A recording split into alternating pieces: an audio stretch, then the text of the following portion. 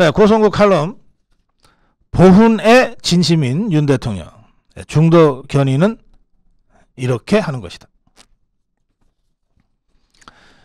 윤석열 대통령은 어제 청와대 영빈관에서 6.25 전쟁 서해 수호 보국 호훈 호국 보훈 국가유공자들과 그 가족들을 오찬에 초청해서 점심을 함께 하면서 극진히 예우했습니다.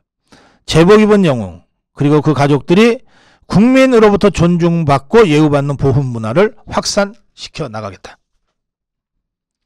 190여 명의 국가유공자 보훈 가족들과 윤석열 대통령, 김건희 여사가 함께 했습니다. 헤드 테이블에는 제1연평해전, 제2연평해전, 천안함 피격사건, 연평도 포격전 참전 장병 그 유가족들이 함께 했습니다. 대통령 옆자리에는 천안함 최원일 함장, 김건희 여사 옆자리에는 천안함 피격으로 전사한 고 민평기 상사의 어머니, 문재인이한테 천안함 누구 소행이냐고 물었던 바로 그분입니다. 윤청자 여사가 자리를 했습니다.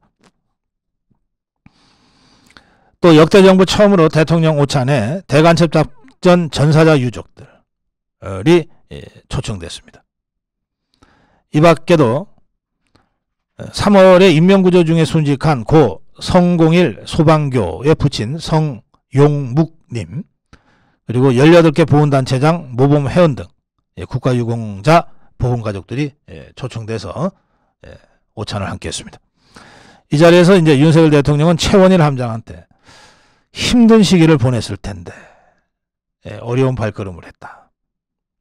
지금 최원일이는 아직 이재명이라는 자로부터 어떤 답변도 받지 못하고 있죠. 윤청자 여사는 예전보다 좀 편안하고 여유 있는 그런 모습이었다고 하고요. 김건희 여사와 꽤 오랜 시간 담소를 나눴다고 합니다. 윤석열 대통령 부부는 영빈관 입구에서 초청자들 한 명 한 명을 악수로 맞이합니다. 평생을 우리 대한민국과 대한민국 국민을 위해 헌신한 노병들은 대통령에게 충성, 필승 이런 경례로 감사를 표했습니다. 오늘 이 자리, 어제 이 자리에서는 영웅의 제복 수여 행사도 진행이 됐습니다. 이게 그동안 이 국가 유공자들이 허름한 조끼를 유니폼처럼 입고 다녔어요. 그건 이제 우리 광화문 국민혁명 같은 데 나가보면 왜 그런 국가유공자회 이렇게 해서 이렇게 등산 조끼 같은 거 있죠. 그런 걸 입고 다니시는 분들을 많이 보셨을 거예요. 그런데 이번에 국가보훈부가 그것을 재킷 형태로 사파리 재킷 스타일의 아예 제복을 만들었습니다. 그래서 어제 오찬에서 윤석열 대통령이 6.25 참전 유공자 손희원 님, 김창석 님, 이하영 님의 제복 상의 단추를 직접 채워드리는 일종의 그런 의복 진수식 이걸 했습니다. 이 제복에는 영웅들의 희생과 헌신을 잊지 않겠다는 정부의 다짐이 담겨 있습니다. 윤석열 대통령이 이렇게 그 국가 유공자들에 대한 새로운 제복이죠. 직접 친수 함으로써 앞으로 우리 국가 유공자들은 바로 국가보훈부가 제작해서 드리는 이 영웅의 제복 이것을 앞으로 공식 행사 같은 데는 입고 나오실 것 같습니다. 또 광화문 국민 대혁명 같은 곳에 나오실 때도 아마도 이런 제복을 일부러 챙겨서 입고 나오실 것 같습니다. 자, 제 칼럼의 주장은 이렇습니다. 윤석열 대통령은 보훈의 진심인 것 같습니다. 그냥 하기 싫은데 억지로 이건 뭐 대통령으로서 이거 할 수 없이 해야 되는 일이니까 억지로 하는 그런 보훈이 아니에요. 이게 윤석열 대통령의 진심이 담겨 있어요. 미국 국빈 방문 때 또 엘링턴 국립묘지 또 지난 6월 6일 현충일 행사 또는 1년에 이 보훈 관련 행사를 할 때 윤석열 대통령의 모습, 보훈의 진심인 윤석열 대통령. 그러니까 하나하나가 그래서 대통령의 마음이 담겨 있고 그 섬세한 그 배려가 담겨져 있어요. 그걸 바라보는 우리 국민들, 그래, 국가란 이런 것이지. 국가란 이런 것이지. 국가란 이런 것이어야 했지. 예, 그렇게들 많이 느끼실 겁니다. 예, 이런 윤석열 대통령의 보훈. 그런데 이 보훈에 대해서 이를 갈고 있는 집단들이 있습니다. 이를 갈고 있는 집단들이 있어요. 그게 누구냐? 우리의 적 김정은입니다. 이 보훈이라는 게 뭡니까? 쉽게 얘기해서 대한민국 건국 과정에서 김일성과 싸우고 김정일과 싸우고 지금 김정은과 싸우는 과정에서 희생하거나 순국하거나 전사하거나 이런 분들을 모시는 것 아닙니까? 그러니 윤석열 대통령의 보훈에 대한 진심이 더 넓게 퍼지면 퍼질수록 바로 그 보훈의 적 김일성이, 김정일이, 김정은이 이 3대 세습 권력은 경악하고 경기를 일으키고 부글부글 분노하지 않겠냐고요. 그러면 이 김정은에 의해서 지시받고 있는 김일성 주의 추종자, 김정일 포섭자, 김정은의 지령받고 움직이는 이 종북 주사파들도 김정은이하고 똑같이 윤석열 대통령의 이 보훈에 대해서 속으로 부글부글 끓고 있을 거예요. 자, 그럼 이 얘기는 또 뭐냐? 보훈이라고 하는 거, 그냥 의례적으로 하는 것이 아니라 진심을 담아서 하는 보훈은 그 자체로 보훈의 적인 김정은 세력에 추종하고 그 김정은 세력과 함께 대한민국 전복을 꿈꾸는 종북 주사파들을 적으로 돌리는 겁니다. 동시에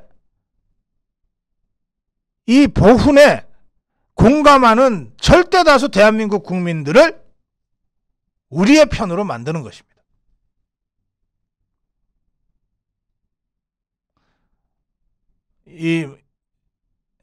이마에다가 나는 자유우파, 나는 종북주사파, 나는 중도 이렇게 써 갖고 다니지는 않지만 생각을 해보세요.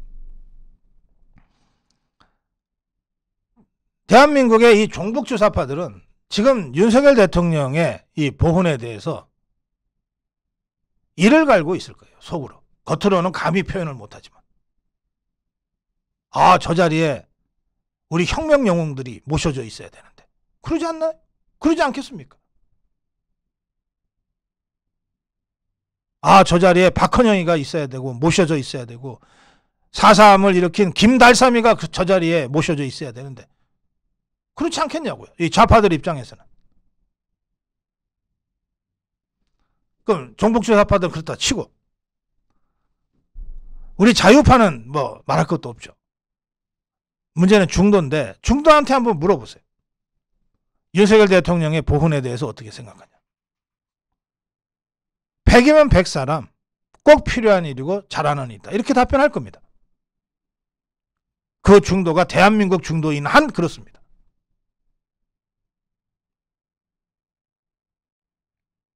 그러니까 진심이 담긴 보훈은 종북주사파들을 소수파로 몰아내고 우리 자유우파뿐만 아니라 이른바 중도 국민들을 절대 다수를 대한민국 편으로 만들어낼 수 있는 그런 예각화된 이념 전선이 되는 겁니다. 왜 문재인 종북 주사파 때 김원봉이를 어떻게든 집어넣으려고 하고 이 좌파 것들을 어떻게든 좀 해보려고 했는지, 그것이 가장 첨예한 예각화된 이념 전선이라고 좌파들도 생각했기 때문에 그래요. 그래서 보훈의 진심인 윤석열 대통령이 보훈까지 정치적으로 기획하고 계획해서 이렇게 하고 있다고는 저는 생각하지 않습니다. 그냥 윤석열 대통령은 보훈의 진심인 거예요. 그런데 그것이 보훈의 성격상 건국 과정에서부터 종북 주사파들과 목숨 걸고 투쟁해온 이 대한민국의 이 성격상 보훈이라고 하는 것, 대통령은 아무런 정치적 의도를 또는 공학적 접근을 하지 않고 그냥 진심 보훈을 한다 하더라도 그 보훈의 성격상 소수의 종북 주사파들 그리고 절대 다수의 자유우파와 중도파 국민들을 대한민국의 편으로 세우는 그런 정치적 행동이 될 수밖에 없다는 겁니다. 이 본질을 정확하게 인식하고 어설프게 하면 안 돼요. 정확하게 인식하고 제대로 된 보훈 정치 기획을 우리 자유우파가 해나가야 된다는 겁니다. 얄팍하게 보훈을 정치적으로 이용해 먹자, 제가 그런 얘기 하는 거 아닙니다. 보훈의 성격상 이것은 종북주사파를 극소수 소수파로 만들어 갈 수 있는 가장 예각화된 전선이 된다.